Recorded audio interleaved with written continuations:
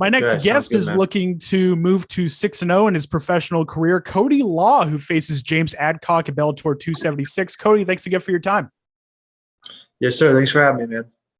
Absolutely. And to start things off, how's everything going down there at American Top Team, and how are you feeling ahead of this one?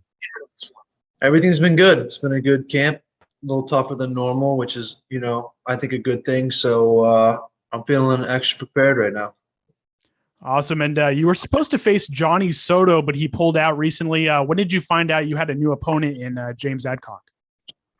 Yesterday, I got a text from my manager, and of course, like my heart dropped because this is very important for me. Even getting pushed back a month, I don't want. I want to fight. I'm ready to fight like tomorrow. So I was really upset, and then I got a follow-up text saying we had a new guy. I called him right away, and whoever it was, I said just take it. And it's James Adcock, so I'm happy. Have you ever been in a situation like this before where you had kind of an opponent switch at the last second? No, this is the first guy that's ever pulled out. I've had really late announcements though. I think my fourth fight, I didn't know who I was fighting until like 2.5 weeks before, maybe 2 weeks. That's happened to me a few times now where I fought a guy kind of late notice. This is the first pull out and switcheroo kind of situation. I see. And when you look at James's skill set, what do you know about him, and what kind of fight are you expecting? Not too much. I just found out about him last night, but I know he's a southpaw and maybe more of a grappler. I guess I'll find out on Saturday. Who's going to be cornering you for this fight? I'm going to have Mike Brown and Artem Levin, one of our striking coaches. I'm sure you're familiar here at ATT. He's amazing. So I'm going to have those two guys in my corner. Awesome. And what's it been like learning under Mike Brown? I hear so many fighters around the sport talking well about him. What's it been like learning from a guy like that?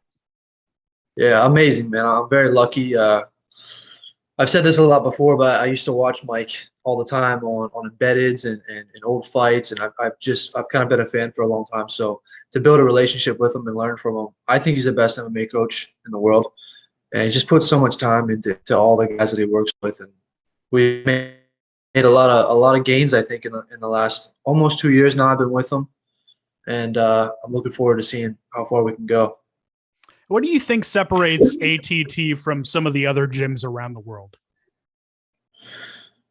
Well, obviously we have pretty good backing. We have Dan Lambert, and we have an unbelievable amount of resources. The coaching staff is, I think unmatched in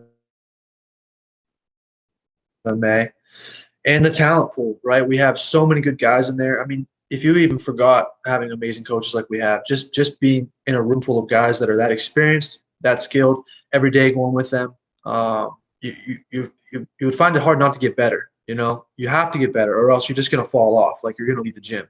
So I think that, along with amazing coaches and a pretty team atmosphere, it just keeps making everybody winners there. Definitely. And a big featherweight matchup in the Bellator 276 main event between Adam Boric and Mads Burnell. How do you see that playing out? I haven't paid too much attention, man. I'm so focused on myself. If it was a different weekend, I could tell you more, but I'm just laser focused right now. Yeah, I totally understand. And you came into MMA with a strong wrestling background. How important would you say it is to have a solid grappling base, especially when you're just starting MMA? I think, most people would agree it's the most important. You have the most chance for success if you come in as a strong wrestler. I think the reason behind it is you can control where the fight goes, right? If I want the fight, if I need to take the guy down, I can take him down. But if I want to keep it standing, I can keep it standing as well, which is pretty nice where, maybe a striker doesn't have that luxury. So, and coming from a wrestling background, you're disciplined. You're usually pretty athletic from years of wrestling. You're strong and in shape. And, of course, learning striking is a whole other thing. But I think it's a little easier to learn striking than it is vice versa. Yeah, definitely. And when you're not training, what do you like to do with your free time? What do you like to do to take your mind off training and de-stress? Lately, I've been reading a lot more, trying to get off screens because I spend a little bit too much time. I love to watch TV shows and movies, but it affects my sleep a little bit. So I've been I've been reading a bit more. I like to play guitar. But that's pretty much it. I watch fights and I train, and that's it. Awesome. Well, last question for me here. What can fans expect from your fight next weekend, and what's the key to getting the win? They can expect a finish, and the key for me is just to be myself. I'll get it done. Awesome. And before we wrap things up, I'll give you the floor to shout out any sponsors, shout out your team, and I'll give you the final word. Yeah, I mean, shout out to American Top Team. My coaches from back in Pittsburgh, Isaac Greeley, Philip Amaris, Matt Layshock. My sponsors, Action Sledge, Trouble Whiskey, Angry Duck, and Simpson Labs. Grateful for all you guys.